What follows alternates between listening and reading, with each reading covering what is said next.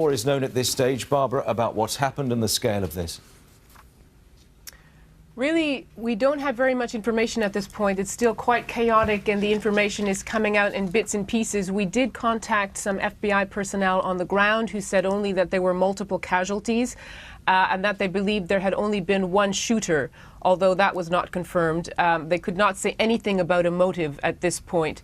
And then piecing together what we can from other reports, it sounds as if this took place in a community called Sutherland Springs, which is about 50 kilometers southeast of San Antonio. Around noon, the person who carried out the attack walked into the church and opened fire, clearly killing and wounding quite a lot of people if the reports are in fact true. But we don't know who the person was or what the motive was.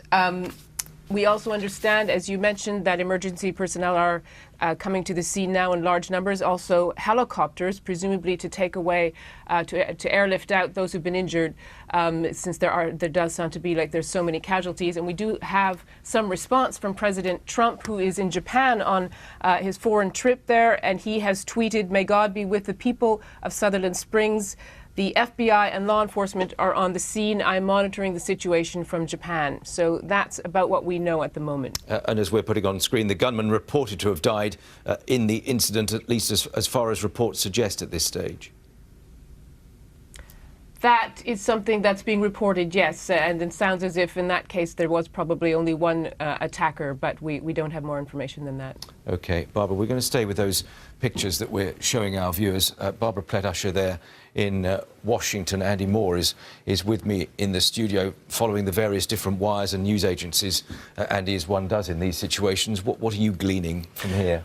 Well, I can add perhaps a little bit more colour. This is a relatively small church in a rural location near San Antonio. Normally the congregation would only be about 50 or 60 people. So if these reports are accurate, that at least 27 people are dead and more than 20 are injured, that would suggest that nearly everybody who was in the church was injured in some way. There are reports from the US media that this may have been a family dispute of some sort, that the gunman killed members of his own family before turning the gun on other people. But I should emphasize that they are just reports at the moment. That hasn't been confirmed. But as we can see from these television pictures, a very large response by the emergency services, lots of police vehicles, lots of ambulances. The local medical centre has taken a number of casualties. They're not talking about the numbers, but certainly some people were airlifted for medical attention. And this happened about 2 hours ago, perhaps, as we understand it, just as the morning church service was ending. OK.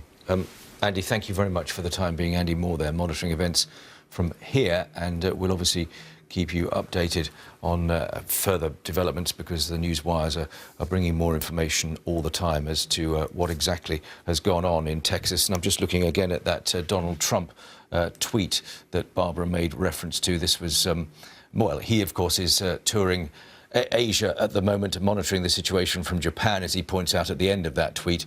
May God be with the people of Sutherland Springs, Texas. The FBI and law enforcement are on the scene, as we saw confirmation of from those live pictures a moment